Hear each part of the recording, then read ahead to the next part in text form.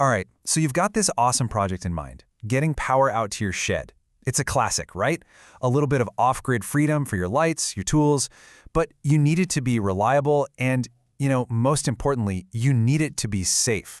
So let's really get into this, because there is a right way to do it and a very wrong way. I'm guessing if you've spent even 5 minutes looking this up online, you've seen those videos that make it look just so simple, almost like you're just snapping together some Legos. And the diagrams, they always look something like this. And yep, there it is, the classic 4-step. You've got your solar panel, that goes to a charge controller, which goes to a battery, and finally out to an inverter. It seems so clean, so straightforward, you'd think it's foolproof. But here's the catch. That beautiful simplicity is hiding a huge risk. What if I told you that following that super simple diagram, without really understanding the why behind all the connections, could actually lead to a total failure? I'm talking about a fire, because it absolutely can. The real danger is hiding in all the little details those simple diagrams just conveniently leave out. And this brings us to the absolute heart of the matter. Honestly, this is the single most misunderstood piece of these small solar setups.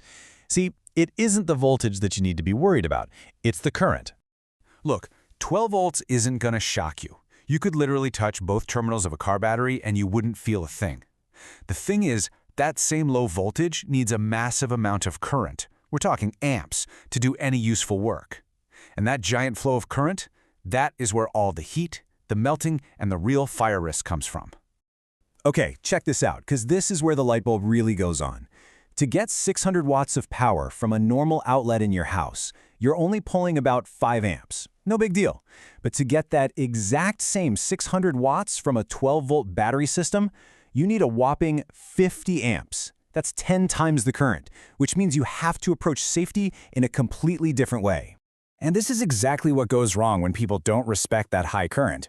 Use wires that are too thin, and they'll literally act like a toaster element and catch fire.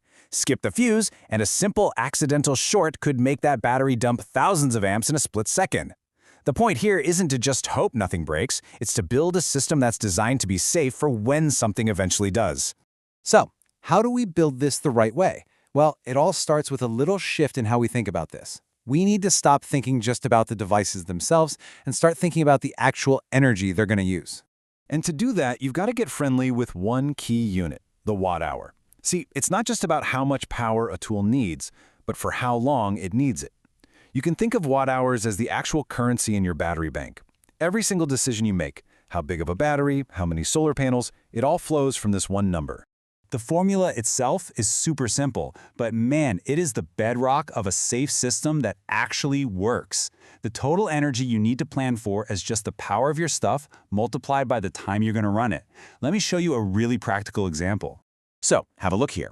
A little 10-watt LED light, if you run it for 5 hours, uses 50 watt-hours of energy. Pretty straightforward. But what about a beefy 500-watt power drill? Even if you only use it for a total of 10 minutes, look at that. It actually uses more energy, 83 watt-hours. And that is why just looking at the wattage sticker on the box can be so misleading. You have to design your system for both of these situations. Okay, so once you've figured out your energy budget, the next part, and this is a big one, is building in your system's protection. This stuff is not optional. This is the safety shield that stands between a system that works and a total disaster. Listen up, because this part is absolutely critical. Remember those 50 amps we were talking about? If you try to shove that much current through a wire that's too skinny, you kick off this really nasty, vicious cycle. The wire heats up, that heat increases its electrical resistance, which makes it get even hotter until boom, the insulation melts and you've got a fire. Wire size is not a suggestion, it's your #1 fire prevention tool. And right after thick wires, your second line of defense is the fuse. Now these rules right here, they're not suggestions, they are non-negotiable. The fuse goes on the positive wire, and it has to be as physically close to that battery terminal as you can get it. Why? Because a battery can unleash a terrifying amount of current instantly in a short circuit.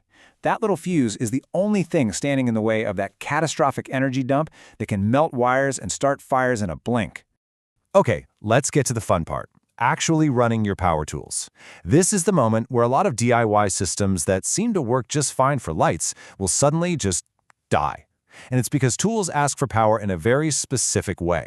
And that special demand has a name. It's called surge current, or sometimes inrush. The moment you pull the trigger on a drill or a saw, the motor needs this huge, split-second burst of energy to get spinning, often 2, maybe even 3 times its normal running power. If your inverter can't supply that surge, it's either going to shut itself off or, worse, you could damage it.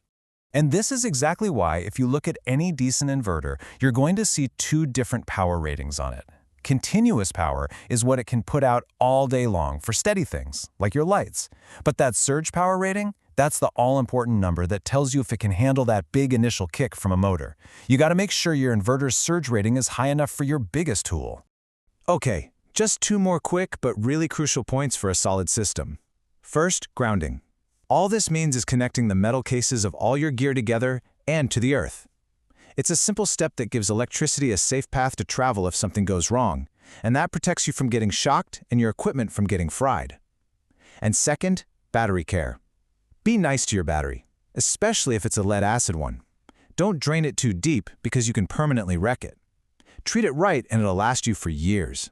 So if you only remember one thing from all of this, let it be this right here.